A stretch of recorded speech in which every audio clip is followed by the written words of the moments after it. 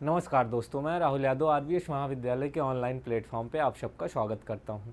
दोस्तों, हमने पिछली क्लास में वीड मैनेजमेंट के बारे में पढ़ा था, जो कि हमारा पूरा टॉपिक नहीं हो पाया था उसका पिछली क्लास में। तो वीड मैनेजमेंट को हम आज की क्लास में आगे की पढ़ाई आज की क्लास में शुरू करते हैं। तो आइए शुरू करते हैं। जो आज से हमारा टॉपिक है, शुरुआत है, ये है वीड प्रबंधन की विधियाँ या फिर method of weed management. Weed खरपतवारों के प्रबंधन करने की कौन कौन सी विधियां हैं, खरपतवार को कंट्रोल करने के कौन कौन से तरीके हैं, क्या क्या विधियां हैं, आज हम उसके बारे में अध्ययन करेंगे। तो खरपतवार नियंत्रण के अंतर्गत खरपतवार की वृद्धि, खरपतवार के नियंत्रण के अंतर्गत खरपतवारों की वृद्धि को रोकना, जैसे कि हमने इसका नियंत्रण करना है, मैनेजमेंट करना है खरपतवार प्रबंधन की विधियां का। तो खरपतवार नियंत्रण के अंतर्गत हम खरपतवारों की वृद्धि को रोकना, फसल खरपतवारों के मध्य प्रतिस्पर्धा को कम करना, बीज तथा वानस्पतिक भागों के परासरण को रोकना, खरपतवारों के संपूर्ण विकास में बाधा पहुंचाना आदि। वीड मैनेजमेंट के अंतर्गत हम ये देखते हैं कि जो खरपतवार हैं हम उनको कैसे रोकें, उनकी वृद्धि को कैसे रोकें, हमारी फसलों के साथ जो खरपतवार की प्रतिस्पर्धा होती है उसको कैसे रोकें। तो हम इसी पे बात करते हैं आज। तो खरपतवार नियंत्रण के अंतर्गत खरपतवारों को इस प्रकार से नियंत्रित करना जिससे फसलों में की जाने वाली कर्षण क्रियाएं सुगमतापूर्वक संपन्न की जा सके। मतलब खरपतवारों का प्रबंधन हमें इस प्रकार करना ताकि जो हमारी कर्षण क्रियाएं हैं फसलों में वो करने में हमें आसानी पूर्वक, सफलतापूर्वक कर सके, हमें सुगमता प्राप्त हो सके, जो हमारे लिए लाभप्रद उत्पादन मिल सके। हानिकारक, विषैले, कष्टप्रद आदि खरपतवारों को समूल नष्ट करना आवश्यक होता है जिससे वे पुनः ना उग पाएं। क्या होता है कि जो खरपतवार होते हैं, हमें जो हानिकारक खरपतवार, विषैले खरपतवार होते हैं, खरपतवारों को समूल नष्ट करना आवश्यक है, क्योंकि जिससे वो पुनः दोबारा ना उग पाए। क्योंकि ये खरपतवार जो होते हैं ये हमारी फसलों को बहुत अधिक प्रभावित करते हैं, हमारी फसलों की उपज में। तो इसलिए हम जो है खरपतवार का प्रबंधन करते हैं, मैनेजमेंट करते हैं।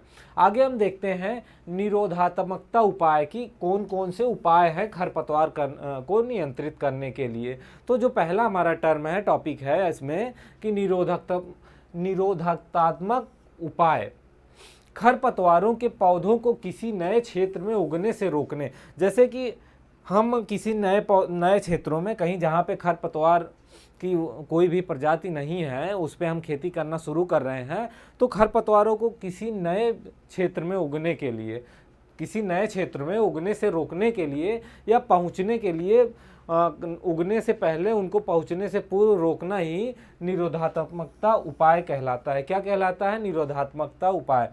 खरपतवारों के पौधों को किसी नए क्षेत्र में उगने से रोकना या फिर पहुंचने से पूर्व उनको रोकना। यहाँ पे कहने का मतलब ये है कि खरपतवार के पौधों को किसी नए क्षेत्र में पहुंचने या उगने से रोकना निरोधात्मकता उपाय कहलाता है। खेतों में खरपतवार फसलों के बीज, खाद, पानी, हवा, मनुष्य, पशु, मशीन आदि द्वारा फैलते हैं। खेतों में खरपतवारों के बीज कैसे फैलते हैं? तो खेतों में खरपतवारों के बीज फैलते हैं हवा, पानी, मनुष्यों द्वारा, पशुओं द्वारा, मशीनों द्वारा आदि के द्वारा फैलते हैं। कि जिन क्षेत्रों में खरपतवार होते हैं वहाँ पे हमारी मशीनें या पशु जाते हैं, पशु चराई करने के लिए जाते हैं, तो वहाँ पे जो है खरपतवारों के बीज जो पशुओं के पैरों में चिपक जाते हैं, मनुष्यों द्वारा या फिर पानी द्वारा या फिर हवा द्वारा किसी न किसी माध्यम से एक जगह से दूसरी जगह जाना ही ये खरपतवार फैलते हैं, उसके द्वारा। खरपतवारों का खेतों में उगना रोक पाना एक कठिन कार्य है। जैसे कि खरपतवारों को हमें रोकना आवश्यक है, क्योंकि खरपतवार जो होते हैं ये हमारे लिए, हमारी उपज के लिए, हमारी फसल के लिए बहुत ही हानिकारक होते हैं। तो इनको रोकना भी एक कठिन कार्य है खरपतवारों को। तो इसके लिए कुछ उपाय किए गए हैं, जैसे कि जिनके द्वारा खरपतवारों का प्रकोप कम किया जा सके, खरपतवार का प्रबंधन कर सकता है। तो खरपतवारों के संबंध में एक कहावत भी है कि एक खरपतवार अगर एक बार किसी खेत में उग आता है तो वो कम से कम 7 वर्षों तक उसको नष्ट करना संभव नहीं होता है। खरपतवारों के बीज या फिर उनकी प्रजनन क्षमता या फिर उनको अंकुरण क्षमता, जमने की क्षमता इतनी अधिक होती है कि अगर वो एक बार हमारी खेतों में, हमारी फसलों के साथ उग आते हैं तो लगभग 7 वर्ष लग जाते हैं उन पे कंट्रोल पाने में। क्योंकि यदि खरपतवार एक बार उगने का अवसर पा गए तो इनकी इतनी अधिक संख्या में इनका बीज उत्पादन होता है, इनके बीजों के अंकुरण शक्ति बहुत अधिक दिनों तक बनी रहती है, तो इसीलिए इन्हें नष्ट करना बहुत कठिन होता है। खरपतवारों की निरोधी विधियां अपनाने से खेतों में बाहर से आने वाले खरपतवारों के प्रवेश को कुछ निम्न विधियों द्वारा रोका जा सकता है। खरपतवारों के जो खरपतवार हैं उनको रोकने का कुछ विधियां हैं जिस पे हमें ध्यान देना चाहिए। कुछ तरीके हैं कि खरपतवारों को कैसे रोका जा सके। तो खरपतवार रहित बीजों का प्रयोग करना चाहिए। जब हम कोई भी फसल लेते हैं या कोई भी बीज को बोते हैं तो उसमें एक चीज़ का ध्यान रखना चाहिए हमें ये कि जो हमारे बीज हैं वो बिल्कुल खरपतवार रहित हों, उसमें कोई भी खरपतवार के बीज ना मिश्रित हों। कुछ खरपतवारों के बीजों को फसलों से आसानी से अलग किया जा सकता है। जैसे कि कुछ खरपतवार होते हैं तो उनके जो बीज होते हैं उनको फसल के बीजों से आसानी से अलग किया जा सकता है। जैसे कि गेहूं एवं जौ के साथ बथुआ, सत्यानाशी आदि के बीज जो होते हैं उनको हम आसानी से अलग कर सकते हैं। जबकि सरसों के बीज में अगर सत्यानाशी या वन प्याजी के बीजों को अलग करना संभव नहीं होता, क्योंकि सत्यानाशी या फिर वन प्याजी के जो बीज होते हैं वो सरसों के बीज में इस तरह से मिले रहते हैं कि उनको निकालना बड़ा कठिन कार्य होता है, संभव नहीं हो सकता है। तो शुद्ध बीज को प्राप्त करने के लिए हमें क्या करना चाहिए कि खड़ी फसल के किसी निश्चित क्षेत्र में खरपतवार को उनको बनने से पहले ही खेत में निकाल देना चाहिए। जो खरपतवार होते हैं वो अगर जब देखने में बनने लगे, शुरू हो जाए खरपतवार, तो हमारी फसल से पहले ही, कटाई से पहले ही या फसल का बीज प्राप्त करने से पहले ही हमें उनकी कटाई कर देनी चाहिए। पूर्व खरपतवारों को निकाल देना चाहिए जिससे कि खरपतवार रहित शुद्ध बीज हमें प्राप्त किया जा सके। अगला जो है पूर्ण रूप से सड़ी हुई गोबर की खाद। जैसे कि गोबर की खाद के द्वारा भी खरपतवारों का संचारण होता है, क्योंकि जो हमारे पशु होते हैं, पशु जब चारागाह पे चराई करते हैं, पशु जो चारा खाते हैं तो उसमें कुछ खरपतवार भी होते हैं, तो वे खरपतवार पशुओं द्वारा खाए जाते हैं। फिर वो जो गोबर होता है, गोबर की खाद होती है, उनसे भी खरपतवार जो है बढ़ते हैं। तो उसको इसमें क्या करना चाहिए इस कंडीशन में हमें कि सड़ी हुई गोबर की खाद का प्रयोग करना चाहिए। गोबर की खाद में खरपतवारों के बीज की उपस्थिति होने से खेतों में प्रयोग करने पर इनके बीज उगाते हैं। अगर गोबर में खरपतवार के बीज हैं तो उन गोबर का अगर हम जब गोबर की खाद का उपयोग करेंगे तो उससे क्या होगा कि जो खरपतवारों के बीज हैं वो हमारे खेतों में फिर से आ जाएंगे। सिंचाई की नालियाँ, कैनाल, नहर, सड़कों के किनारे, रेल पटरियों के पास की ज़मीन को साफ रखना चाहिए। जैसे कि सिंचाई की नालियाँ हो गई या फिर सड़कों के किनारे के खेत, रेल पटरियों के पास की ज़मीन को साफ रखना चाहिए। इन भूमियों पर खरपतवार उगने ही नहीं देना चाहिए। इन क्षेत्रों में खरपतवार उगने की संभावना कुछ ज़्यादा ही होती है। और आगे देखेंगे हम कि चारागाह की प्रवृत्ति को रोकना चाहिए। जो चारागाह की प्रवृत्ति होती है उसको रोकना चाहिए। खरपतवार आच्छादित क्षेत्रों में चरने वाले पशुओं को चराई से रोकना चाहिए। चरने वाले जो पशु होते हैं उनको चराई से रोकना चाहिए, क्योंकि उनके द्वारा भी खरपतवारों का एक जगह से दूसरे जगह ट्रांसफ़र होते रहते हैं। खरपतवार अगर किसी एक क्षेत्र में है, वहाँ पे पशु चराई कर रहे हैं, तो खरपतवार दूसरे भी क्षेत्रों में उसके माध्यम से पहुँच जाते हैं। रोपाई की जाने वाली फसलों में नर्सरी से पौधों को उखाड़ते समय हमें यह ध्यान देना चाहिए, जो रोपाई करते हैं हम, रोपाई करने वाली जो फसल होती हैं और उसको उखाड़ते समय हमें यह ध्यान देना चाहिए कि पौधों के साथ साथ खरपतवार के पौधे ना मिले हों। जो हमारे पौधे होते हैं, जो हमारी मेजर क्रॉप होती है, हमें उस टाइम ये ध्यान रखना चाहिए कि उसके साथ साथ कोई खरपतवार की और कोई फसल ना हो, खरपतवार के कोई और पौधे ना मिले हों। आगे हम देखेंगे खरपतवार के प्रबंधन की विधियां। खरपतवार के प्रबंधन की क्या क्या विधियां हैं, कौन कौन से तरीके हैं। तो वैसे तो खरपतवार के प्रबंधन की कई विधियां हैं। उसमें से हम देखेंगे एक निरोधात्मकता उपाय और दूसरा है खरपतवार नियंत्रण। खरपतवार प्रबंधन की दो विधियां हैं। एक हो गया निरोधात्मक उपाय और दूसरा खरपतवार नियंत्रण। तो इसमें जो निरोधात्मकता उपाय है, इसके अंतर्गत हम क्या करेंगे कि स्वच्छ बीजों का प्रयोग करेंगे, पूर्ण रूप से सड़ी हुई गोबर की खाद, या फिर कृषि यंत्रों की, जब कृषि यंत्रों का हम उपयोग करेंगे तो उस टाइम क्या करेंगे कि हम जो हमारे कृषि यंत्र होंगे उनकी ठीक से साफ सफाई करके ही उनका प्रयोग करेंगे। और खेतों के आसपास की सफाई करेंगे। खरपतवार बीज रहित चारा खिलाना चाहिए। जो खरपतवार के बीज रहित जो चारे होते हैं, पशुओं को जो हम चारा खिलाते हैं, वो खरपतवार जो है बीज रहित हो, उन्हीं चारों को हमें पशुओं को खिलाना चाहिए।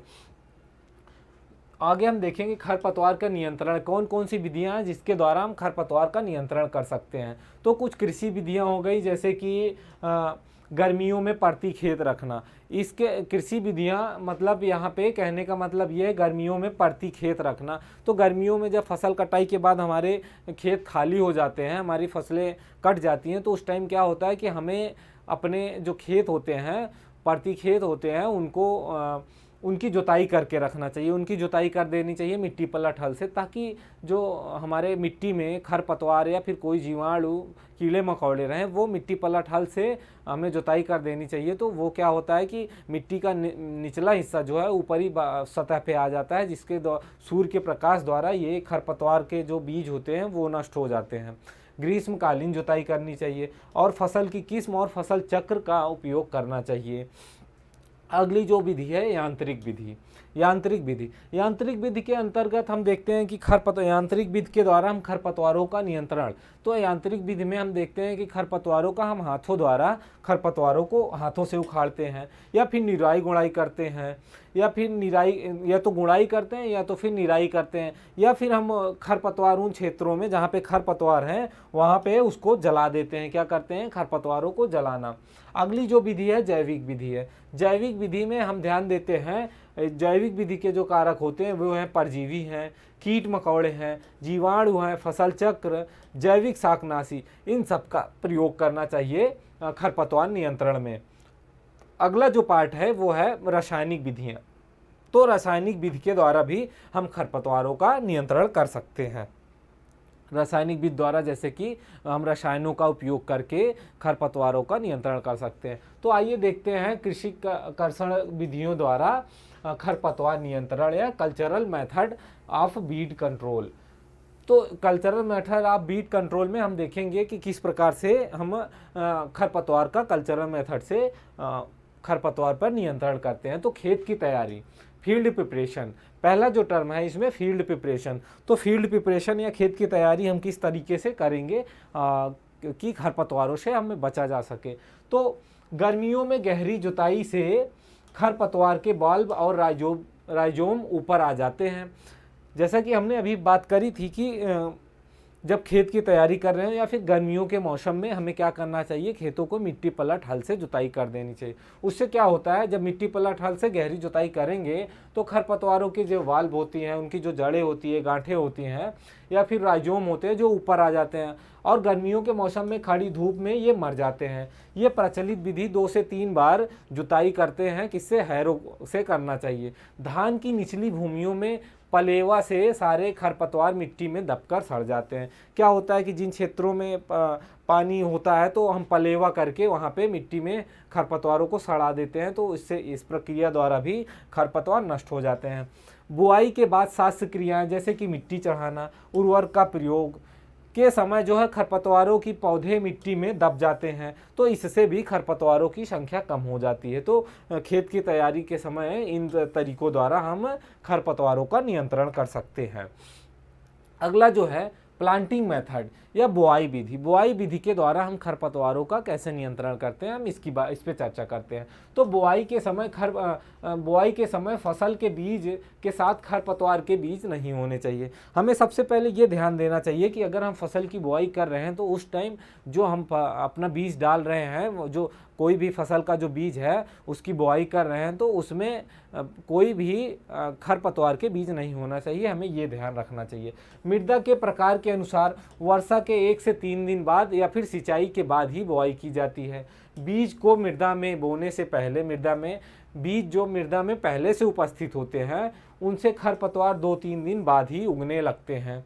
सीड ड्रिल से बुआई करने पर कुछ उगे हुए खरपतवार भी समाप्त हो जाते हैं। अगर हम सीड ड्रिल के द्वारा अगर हम बुआई कर रहे हैं बीजों की, तो उस प्रक्रिया में क्या होता है, कुछ खरपतवार कम हो जाते हैं। जो उगे हुए पहले से खरपतवार होते हैं उन पे भी नियंत्रण। अगला जो है, फसल की रोपाई करने से भी खरपतवार में नियंत्रण होता है।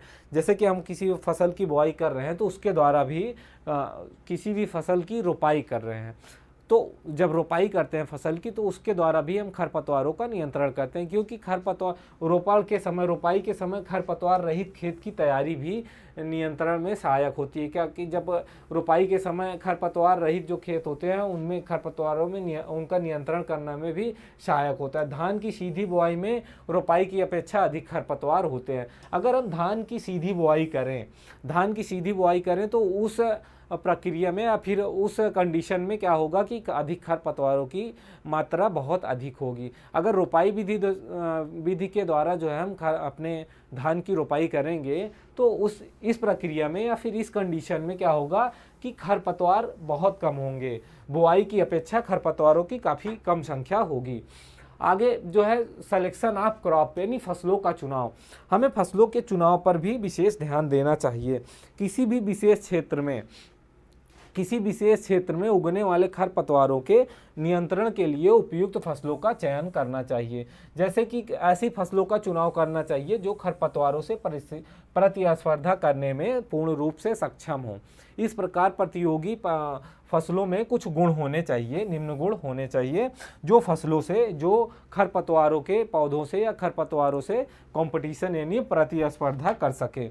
तो फसल को बोने के बाद शीघ्र अंकुरित हो। जो कुछ फसलों की हम बुआई करते हैं या बीजों का जो चयन करते हैं उनमें भी कुछ क्वालिटीज़ होनी चाहिए कि फसल बोने के बाद जल्दी अंकुरित हो जाए और उनका अंकुरण परसेंट भी अधिक रहे।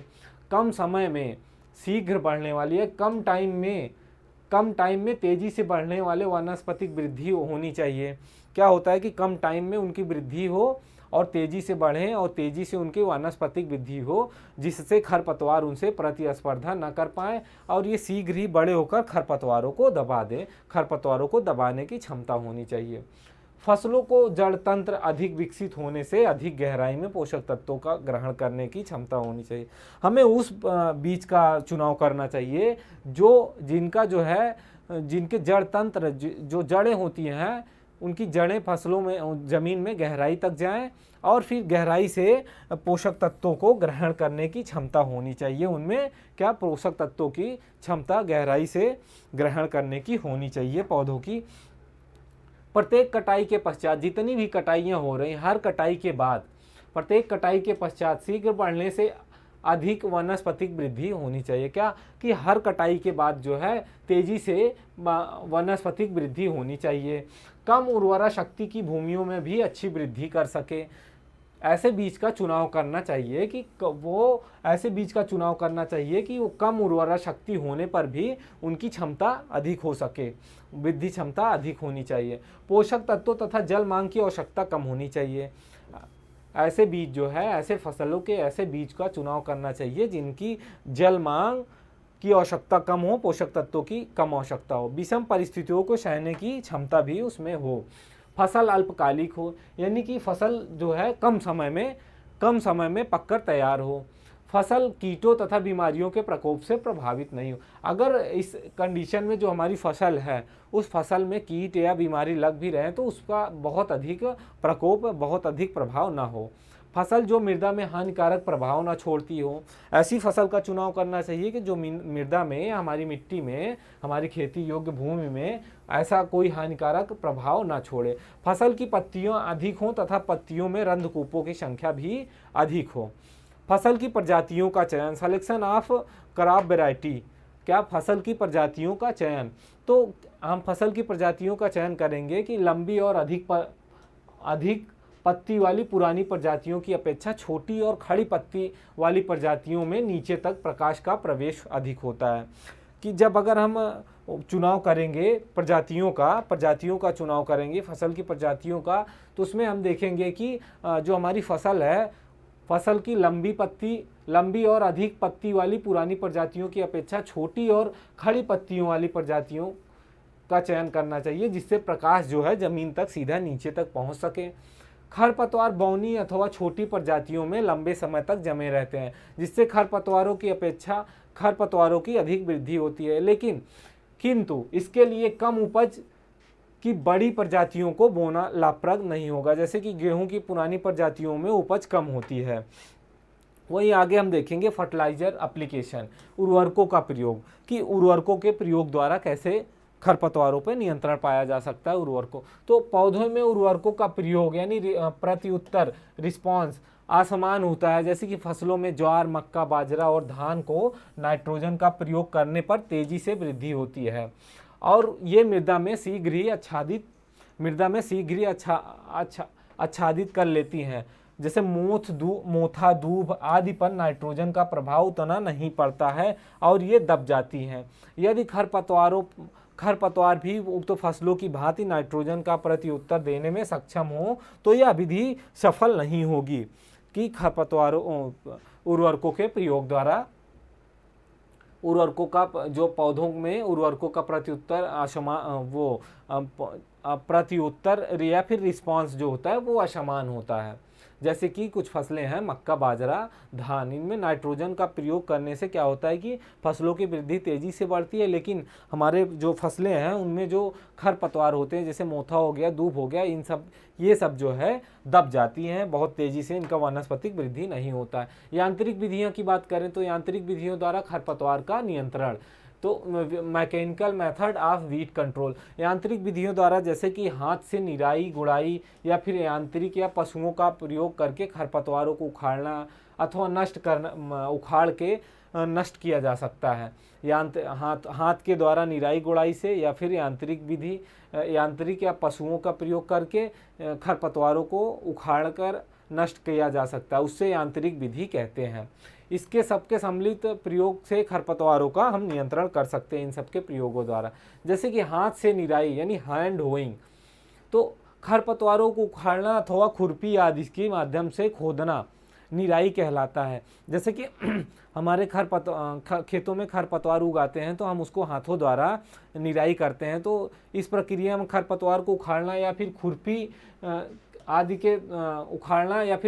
आदि के द्वारा खोदने से को निराई कहा जाता है। यह लगभग सभी प्रकार के खरपतवारों के लिए प्रभावी विधि है। निराई की संख्या अथवा निराई के बीच की अवधि हाथ से कितनी निराई की जाए या फसल की वृद्धि एवं खरपतवार की वृद्धि पर निर्भर करता है। खरपतवार नियंत्रण प्रतियोगिता की क्रांतिक अवस्था इसके द्वारा निर्धारित किया जाता है। दो निराइयों के बीच का समय का अंतर जो खरपतवार घनत्व या फिर उसकी वृद्धि तथा फसल वृद्धि पर निर्भर करती है। आमतौर में फसल में हाथ से 3 से 4 निराई गुड़ाई करनी चाहिए, जो कि 10 से 15 दिन के अंतराल पर होनी चाहिए। 100 दिन की अवधि में फसलों में 2 निराई आवश्यक होती है। हाथ से खेत में हो चलाना, हैंड होइंग। हाथ से हो चलाना एक ऐसी क्रिया है जिसमें पूरी भूमि की सतह की गुड़ाई की जाती है। क्या कि भूमि की पूरी सतह की गुड़ाई की जाती है और खरपतवार जड़ से उखड़ जाते हैं। हो चलाने के बाद खेत को सूखने देना चाहिए। यह विधि सिंचित ऊपरी भूमि की फसलें जैसे बाजरा, रागी, प्याज आदि में अपनाई जाती है। हैंड होइंग विधि से खरपतवारों का नियंत्रण करने के लिए क्या करते हैं कि सबसे पहले हैंड होज एक ऐसी प्रक्रिया है जिसमें पूरी भूमि की सतह की गुड़ाई की जाती है, खरपतवार जड़ से उखड़ जाते हैं और इसके हैंड होइंग चलाने के बाद जो है खेत को सूखने देना चाहिए। यह विधि सिंचित ऊपरी भूमि की फसलों जैसे कि जहाँ पे बाजरा, रागी या फिर प्याज आदि की खेती की जाती है वहाँ पे अपनाई जाती है। किसान हो चलाने के बाद खेत को 7 से 8 दिन के लिए सूखने देता है। इसके बाद भारी सिंचाई करते हैं, इसके बाद खेत की सिंचाई कर देते हैं। लेकिन ये विधि जो है खर्चीली होने पर भी खरपतवार नियंत्रण तथा मिट्टी की भौतिक दशा में भी सुधार, यह विधि खर्चीली होती है। इसके द्वारा हम मृदा की भौतिक संरचना में भी सुधार होता है और खरपतवारों पर भी नियंत्रण होता है। खरपतवारों की मृदा की भौतिक दशा में भी हम सुधार होता है। खुदाई की बात करें, डिगिंग की बात करें तो खरपतवार नियंत्रण के लिए जड़ से खुदाई की जाती है। क्या की जाती है? खरपतवार नियंत्रण के लिए उनकी जड़ से खुदाई की जाती है। जैसे कि बहुवर्षीय खरपतवार के लिए यह बहुत उपयोगी है। इससे क्या होता है, फाड़वे अथवा क्रोबर से करते हैं खुदाई, और इस विधि से दूब घास का नियंत्रण प्रभावी ढंग से किया जा सकता है। जैसा कि जानते हैं कि दूब घास काफ़ी प्रभावी होती है, या फिर बहुत ज़्यादा ये हमेशा उगी आती हैं आसानी से। तो दूब घास के लिए हमें खुदाई करनी चाहिए। दूब घास का ये जो नियंत्रण है, खुदाई के द्वारा हम दूब घास पर नियंत्रण पा सकते हैं, दूब घास वीट पर। कटाई, माविंग, इस विधि में खरपतवार को मिट्टी की सतह तक काट दिया जाता है। क्या करते हैं, जो खरपतवार के पौधे होते हैं उनको मिट्टी की सतह पे काट दिए जाते हैं, और यह उन क्षेत्रों में उपयोगी है, उन क्षेत्रों के लिए जहाँ पे फसल नहीं ली जाती है, जैसे कि जहाँ पे लान या फिर बगीचे, जहाँ खूबसूरती के लिए घासें समान ऊंचाई तक काटी जाती हैं। इससे खरपतवारों का बढ़ना भी बंद हो जाता है, और बार बार कटाई से खरपतवारों की जड़ें भी कमज़ोर हो जाती हैं। इससे हंसिया, साइद या फिर लान काटने वाली मशीन से काटा जा सकता है। लान काटने वाली मशीन के द्वारा भी काटा जा सकता है। आगे हम देखेंगे ऊपरी कटाई। खरपतवारों के ऊपरी भाग को काटते हैं। इसमें क्या है कि इसमें खूंटियां रह जाती हैं, और यह विधि झाड़ियां और पेड़ों को काटने के लिए प्रयोग में लाई जाती है, जिसे कुल्हाड़ी अथवा आरी से काटते हैं।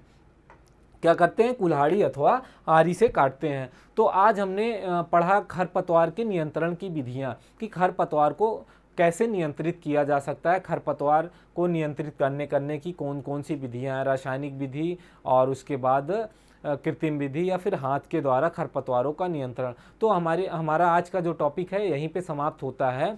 हम इसी टॉपिक को, खरपतवार मैनेजमेंट को, एक और क्लास में लेके आप सबके बीच अगली क्लास में उपस्थित होंगे। जय हिंद।